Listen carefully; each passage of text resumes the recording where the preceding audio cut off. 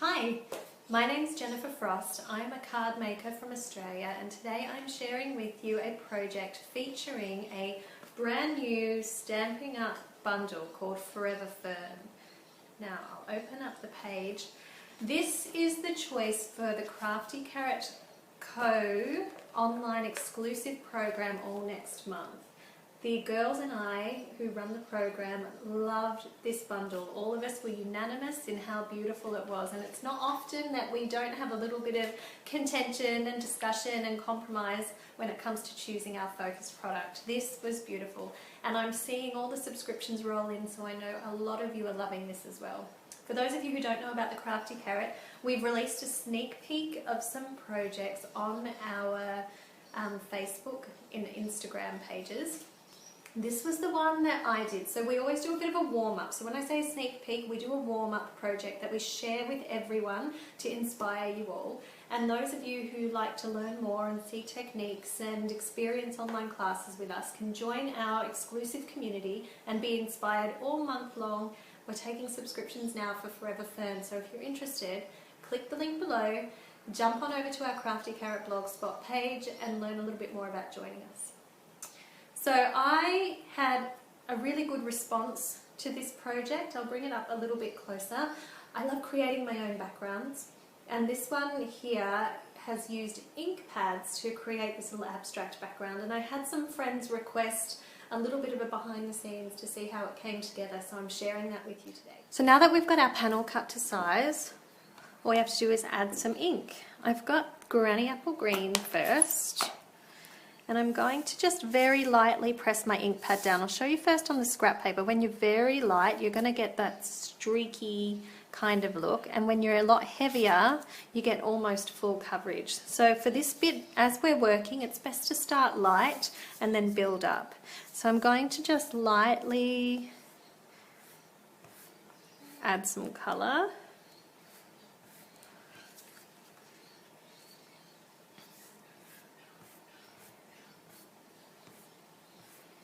And then you can go just a bit heavier when you get a bit more confident in how it's coming together. The next colour I'm going to try is Call Me Clover. And I'm going to turn this one so that I'm going in the spaces I didn't go before.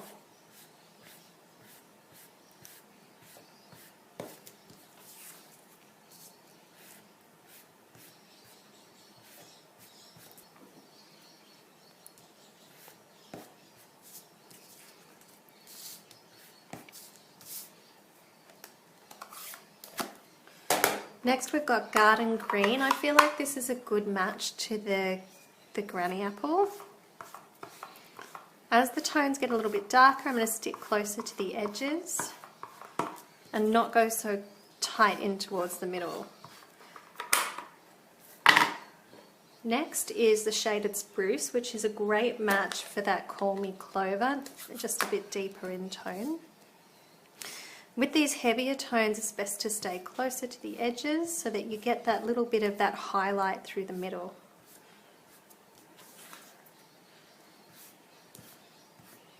I love the way as you hit the background with the paper, you get these rectangle shapes through your piece.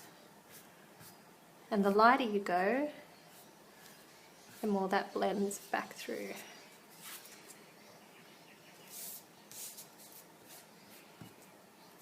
And I really want a very lovely, rich colour. I might go a little bit deeper there. You can always add more, you can't take it away later. I've done something there.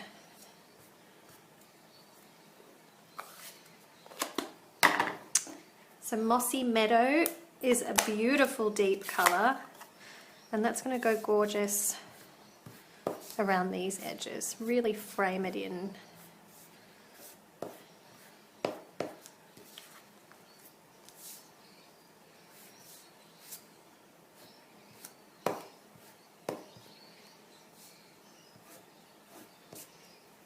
We'll go a little bit down here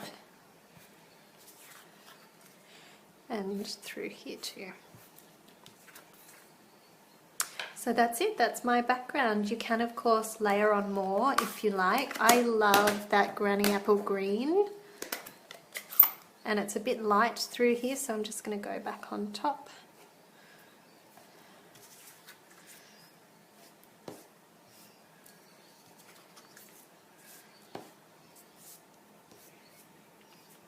And that's going to dry beautifully. So it's very hard at this point in your project to get a gauge for how it's all going to come together when it's dry. The only thing you can do now is wait. So I'm going to set this aside exactly as it is, and we're going to come back and look at it. Well, before I do that, I noticed this is quite empty right through the middle. In order to keep going, I'm just going to make sure I'm swiping light enough to get some, just want some lines.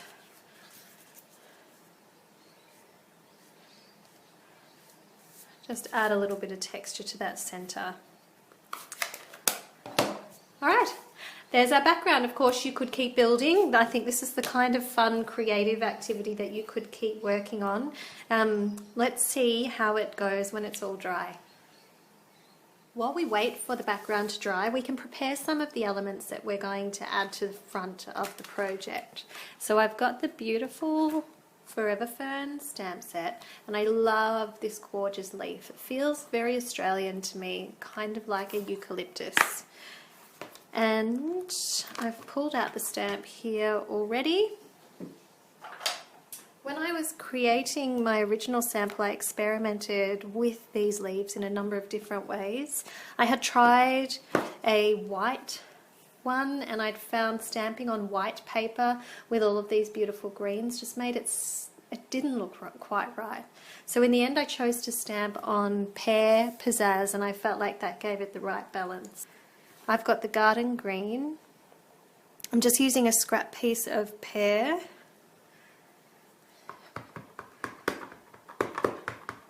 Let's see if I can get that to come up a bit deeper.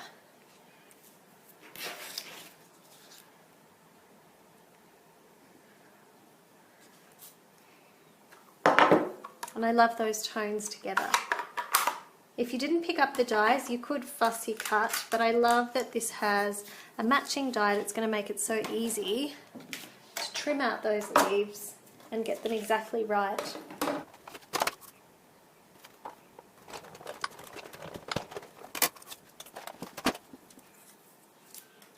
So I've got my leaves here. I also took the opportunity to cut out this particular shape in gold.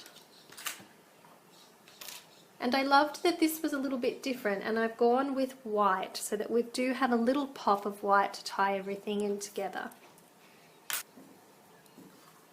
Advertised with this suite in the Stampin' Up catalogue is this twin pack of ribbon and gold thread.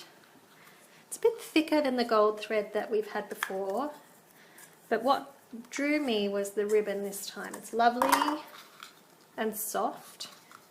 And I actually distressed it for my project to add that little bit of distressed texture. And I'll show you how to do that now. So I've cut about 11 centimeters of this lovely cotton ribbon. And then I've got my ribbon scissors here, and I'm just going to trim along the very bottom of the ribbon.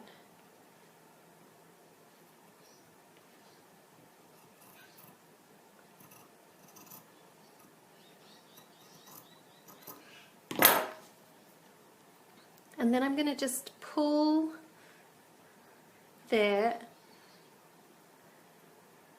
to give it a little bit of a distressed look. I'll bring that up a bit close to the camera. The sun's come right through the window there. So once I trimmed that base off, I've just been able to pull and separate that ribbon a little bit, give it a distressed wave through there, and you can take any of the loose strings off. And that's going to sit on the project like that. So you can see that background has had a chance to dry, and it's turned out just lovely. It's got a lovely range of texture through it. I love the way all those colours have blended and come together. Before it's quite finished though, I'm going to grab that background piece, and while it is, I've got my ink and my stamp out already. I'm going to get that garden green back and add just a little detail, a very, very subtle touch to finish that artsy decorative background. Just a few leaves through there. And as you work, you'll notice that everything turns out a little bit different. I think I've gone much richer and deeper through the corners of this one, and you don't see that detail as much. So you can layer back over if you want to, but I'm really quite happy with how that's come together. Now it's been about 25 minutes since I originally inked the background panel up with my ink pads, and it's coming together and drying up quite nicely. I have got this beautiful speckle stamp from the stamp set, and I want to use it to add a little bit of detail in behind where I'm going to have my embellishment. I'm just going to mount that and stamp it in Versamark. I'm going to go up so that my speckles are coming up outside of where my leaves are going to be, and a little bit down here. It's very hard to see where I've gone, but that should be fairly safe, keeping everything together there. Now the importance of letting things dry is that when you apply your white embossing powder, you might find it's going to stick to wet ink. See here how it's all sticking? So I'm going to really flick that off. And it seems like it's dried enough that it's not catching around the rest anymore. So I'm just going to quickly heat emboss that. So we've got those lovely speckles that are going to stick out from behind the leaves there. And while we've got all the pieces out, we might pop on a sentiment. So originally I used the friendship sentiment, but I thought it might be nice now that we're creating an alternative to show you what just the hello might look like. So I have to think about positioning. I like going down in this bottom quadrant just here. So I'm going to stamp that in place also with Versamark. We'll try and make sure it's nice and straight. So I'm going to use my grid, because once I've stamped it, there's no going back. I'm going to use my grid and make sure that that's on the line. So I'll bring that up nice and close. I use my grid lines to make sure that this line lined up with the bottom of the wording here. So now as long as I keep this line straight, the sentiments should stay straight when I stamp it too. So inked in Versamark, as long as I keep this straight, I should be right. So I'm popping the card on the grid so that it's along a straight line on my background. I'm going to make sure this stays straight. I'm going to go about here.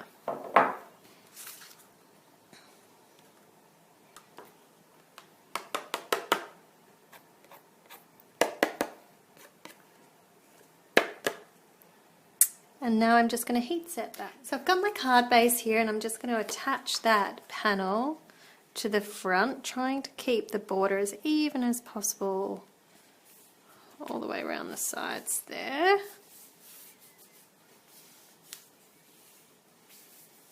And now we can add the embellishments. So the first embellishment that I want to add on is our ribbon. I've got the Stampin' Up tear and tape adhesive. It's just that little bit stronger, and it's great when you've got an embellishment that's not quite paper on paper. Now I want to be mindful of the different sentiment that I'm using, and I'm going to have a think. I think about there is good. So I'm going to use a bit of that tear and tape here.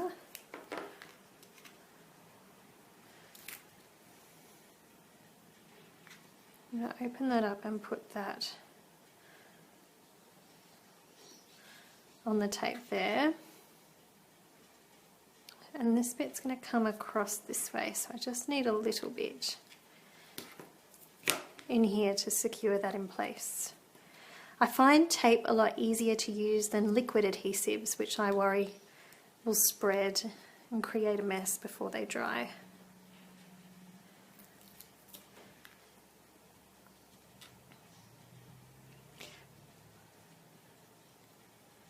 So I didn't go all the way to the edge with my adhesives because I wanted it still to have that little bit of lift, but I'm noticing it's coming quite a bit off the edge of my card, which is going to be a problem if we're sticking it in an envelope. So I've got my ribbon scissors here and I'm just going to trim that inside the card boundary. Whoa, I've lost my bannered edge. I'm going to angle that. Now I've got the gold leaves, and for this one I have used glue.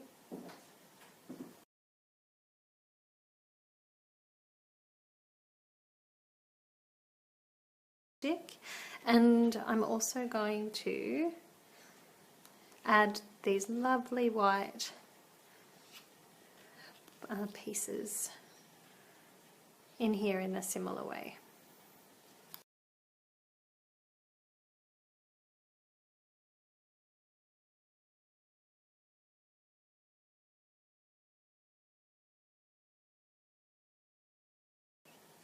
So I've got my leaves, they're going to come in the center there, and I'm popping those on with dimensionals. Mini dimensionals are perfect for this.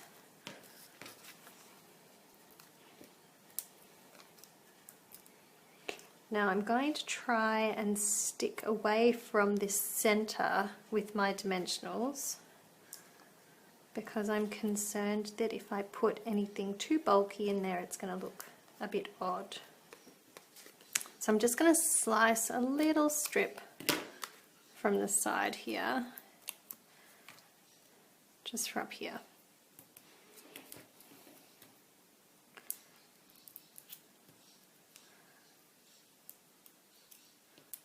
Take those backs off.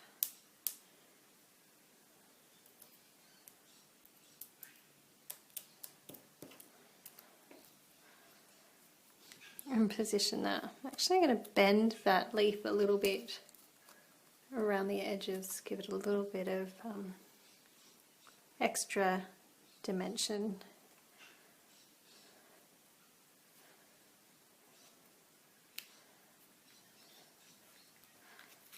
And that's sitting perfectly there off my ribbon in the middle. And the last step was a little timber embellishment. We've got these beautiful little timber leaves and shapes. I've got these long ones, but I think it's the littler one that I liked better.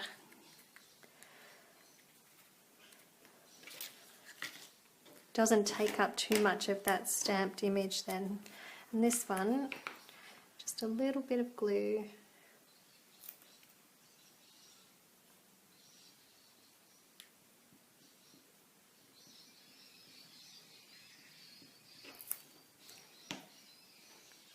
And I'm positioning it amongst the leaves here.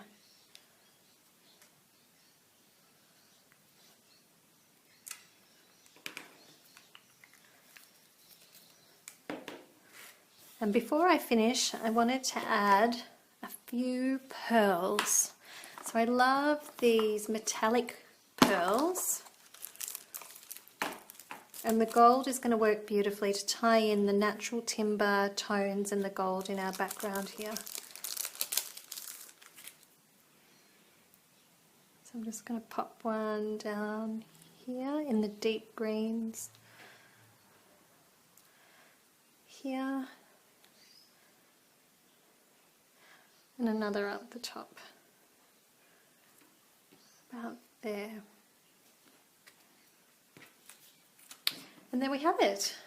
I did decorate the inside of this one, just a very simple white panel with a little bit of gold to tie in what we've done through the front. but I've shown you the technique now and you can go ahead and enjoy. I can't wait to see what colour combinations you come up with and how you use this beautiful abstract background. If you've enjoyed this video, don't hesitate to hit subscribe, and I'd love to hear a comment if there's anything in particular that appealed to you. Thank you so much for joining me. Don't forget to find more inspiration at my Instagram page as well as on Facebook. I haven't been blogging as much this year, but I still have been very active in those avenues. Look forward to seeing you soon. Thank you. Bye.